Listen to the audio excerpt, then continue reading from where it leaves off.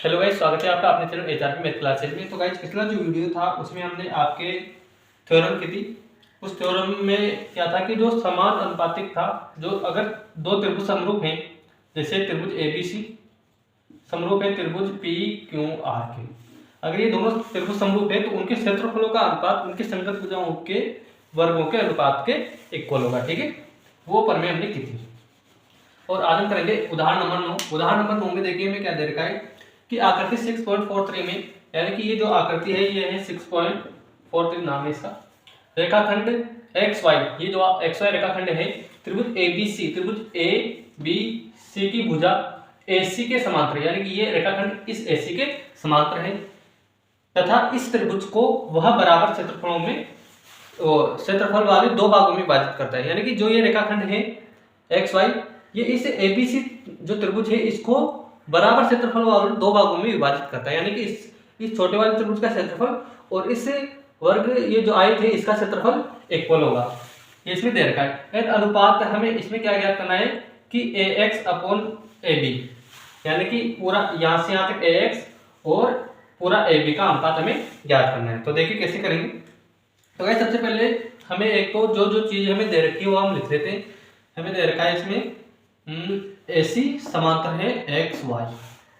ठीक है, अब AC समांतर एक्स वाई है तो जैसे ये रेखाखंड एंड ये वाला जो रेखाखंड ये दोनों समांतर है और ये तिर्यक रेखाएं, तो ये जो संगत कोण है वो इक्वल होंगे।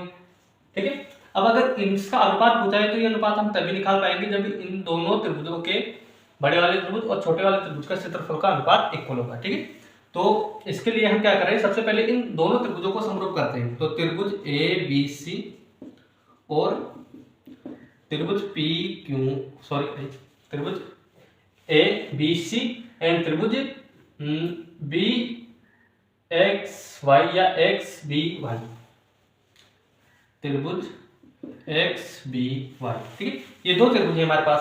अब देखिए इनमें एक तो कोण जो B है, कोण B है वो इक्वल है कोण B की, कोण B दोनों में, तो कोण B तो हो गया इसके इक्वल। एंड एक देखिए ये दोनों समांतर रेखाएं, तो इनकी ये कोण और ये कोण संगत है वो इक्वल होंगे, यानी कि कोण x इक्वल है कोण x। तो AA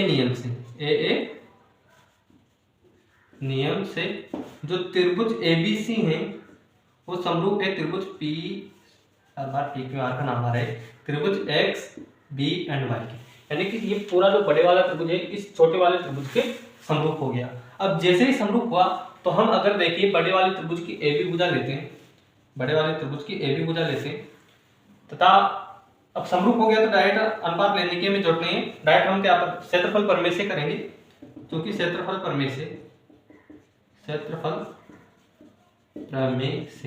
प्रमेय क्या थी कि अगर दो त्रिभुज समरूप है तो उनके क्षेत्रफलों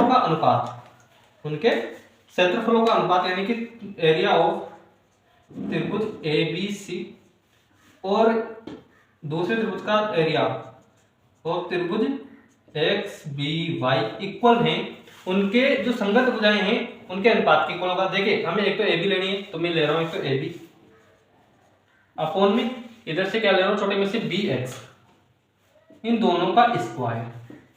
लेकिन क्वेश्चन में हमें एक चीज और दे रखी थी, क्या कि जो ये XY है इस बड़े वाले त्रिभुज को समान दो क्षेत्रफल भागों में विभाजित करती है। यानी कि जो त्रिभुज ABC है, त्रिभुज ABC वो इक्वल है किसके, दो गुना ऑफ त्रिभुज BXY, B एरिया। ठीक है, एरिया ऑफ त्रिभुज 2BXY, यानी कि जो ABC का जो एरिया है वो इसके दो गुने के बराबर है। ठीक है, तो जैसे ही देखिए बात करते हैं इसे। तो देखिए ABC है, इसकी जगह हम क्या रख सकते हैं, ABC की जगह हम रख सकते हैं 2 एरिया ऑफ त्रिभुज BXY एंड नीचे एरिया ऑफ त्रिभुज BXY, ऐसा कैसा, एंड इधर है हमारे पास AB अपॉन में BX का होल स्क्वायर। एरिया ऑफ त्रिभुज BXY से एरिया ऑफ त्रिभुज BXY यानी कि 2 बचा, एंड इधर बचा हमारे पास AB अपॉन में बी एक्स का स्क्वायर। स्क्वायर को इधर भेजेंगे तो हमारे पास आ जाएगा, हमारे पास ए बी अपॉन में बी एक्स इक्वल 4, 2 को सॉरी रूट टू है ना, √2। अब देखिए जो ए एक्स वाला पद है वो ऊपर आना चाहिए, लेकिन नीचे आ रहे हैं, तो हम क्या करेंगे, एंड ए बी नीचे आना चाहिए, तो मैं इसका क्या कर रहा हूं, व्युत्क्रम कर रहा हूं दोनों पक्षों का व्युत्क्रम करने पर। जैसे ही व्युत्क्रम करेंगे तो हमारे पास आ जाएगा बी एक्स अपॉन में ए बी इक्वल √1/√2, ठीक है, 1/√2। अब बी एक्स नीचे है, हमें ए एक्स चाहिए। अब ए एक्स चाहिए तो मैं क्या कर रहा हूँ, दोनों पक्षों में से एक माइनस कर रहा हूँ, दोनों पक्षों में से एक घटाने पर, दोनों पक्षों में से एक घटाने पर जैसे एक घटाएंगे तो बी एक्स अपॉन में ए बी -1 एंड 1/√2 -1 लर से लेंगे तो b x minus a b upon में ए बी इक्वल आ जाएगा हमारे पास 1 -√2 अपॉन में √2। अब देखिए बी एक्स कौन सा वाला हिस्सा है, ये छोटा वाला हिस्सा, एंड ए बी बड़ा वाला हिस्सा है, नहीं कर सकता, तो दोनों में से मैं क्या करूँ, माइनस कॉमन लेते हैं। जैसे माइनस कॉमन लेंगे तो हमारे पास हो जाएगा a b minus b x upon में ए बी एंड इक्वल में माइनस के √2 -1 हो जाएगा। जैसे माइनस कॉमन लेंगे तो, और ये √2 ऐसा कैसा, माइनस से माइनस कैंसिल, ठीक है, यहाँ तक समझ में आ गया होगा। मैं इधर से इसको हटा दूँ। अब देखिए वहां पर a b minus b x हो गया, हमारे पास क्या हो गया, a b minus b x, a b minus b x करेंगे तो हमारे पास क्या बचेगा, ए एक्स अपॉन में क्या बचेगा, ए बी। देखिए पूरा ए बी है, उसमें से बी एक्स माइनस करेंगे तो हमारे पास क्या बचेगा, ए एक्स, एंड नीचे ए बी ऐसा कैसा, एंड बराबर में हमारे क्या चल रहा है, √2 -1 अपॉन में √2। अब नीचे हर में रूट वाली संख्या नहीं रख सकते, तो हम क्या करेंगे, इसका परिमेयकरण करेंगे।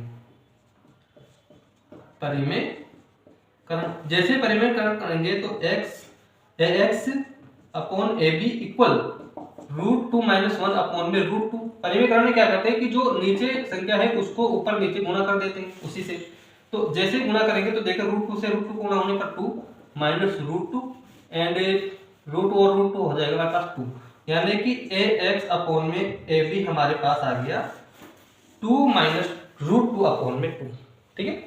Pause the video, note it down, और जहाँ समझ में नहीं आए आप कमेंट करके हमसे पूछ सकते हो।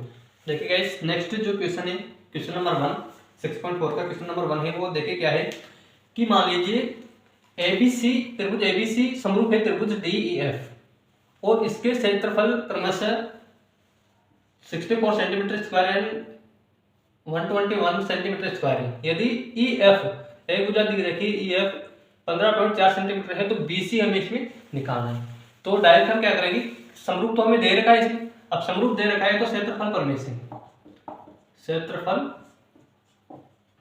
प्रमेय से, क्षेत्रफल प्रमेय क्या थी कि अगर दो त्रिभुज समरूप होते हैं तो उनके जो क्षेत्रफल है, एरिया ऑफ त्रिभुज एबीसी, उनके क्षेत्रफलों का अनुपात, एरिया ऑफ त्रिभुज डीईएफ, उनके क्षेत्रफलों का अनुपात क्या होता है, उनकी संगत भुजाओं के अनुपात के वर्ग के इक्वल होता है, ठीक है। तो संगत भुजाएं देखें हमें क्या लेनी है, एक तो ईएफ लेनी है, एंड एक क्या लेनी है, बीसी, एक बीसी। तो मैं इधर से क्या ले रहा हूँ, बीसी, एंड इधर से क्या ले रहा हूँ, ईएफ। ऊपर वाले त्रिभुज में से बीसी एंड नीचे वाले त्रिभुज में से ईएफ, दोनों का अनुपात ले लिया एंड इनके वर्ग के इक्वल होता है। तो देखिए एबी का, तो एबीसी का क्षेत्रफल तो हमारे पास 64 सेंटीमीटर एंड जो डीएफ है इसका है 121 सेंटीमीटर एंड ये बीसी ऐसा का ऐसा एंड ईएफ का मान है हमारे पास 15.4 सेंटीमीटर स्क्वायर। अब आप इसका स्क्वायर खोलने पर बैठ जाना, आप क्या करोगे कि इस स्क्वायर को इधर भेज दोगे तो ये क्या हो जाएगा, रूट हो जाएगा, ठीक है। जैसे रूट होएगा तो ये हो जाएगा हमारे पास 64 एंड 121 इक्वल बीसी अपॉन में 15.4, यानी कि इसका तो हो गया 8, इसका हो गया 11 एंड ये बीसी अपॉन में 15.4, ठीक है। दोनों को क्रॉस मल्टीप्लाई कर दो, जैसे आप क्रॉस मल्टीप्लाई करोगे तो हो जाएगा हमारे पास 11 बीसी इक्वल 8 × 15.4, यानी कि BC इक्वल इसको 8 से गुणा करेंगे तो 8 चौक 32 के 2 हासिल के 3, 8 पंजे 40, 3 43 एंड 8 4 12 यानी 1232। एक संख्या छोड़कर पॉइंट है तो एक संख्या छोड़कर पॉइंट एंड अपॉन में 11 इधर गुणा में तो इधर भेजेंगे तो भाग में आ जाएगा। यानी BC इक्वल हमारे पास हो जाएगा 11 एकम 11 बच गए 1, फिर 11 एकम 11 बच गए 2 एंड 11 दूनी 22 यानी कि 11.2 सेंटीमीटर इसकी BC होगी। ठीक है, pause the video and note it down. और जहाँ समझ में नहीं आया कमेंट करके हमसे पूछ सकते हो।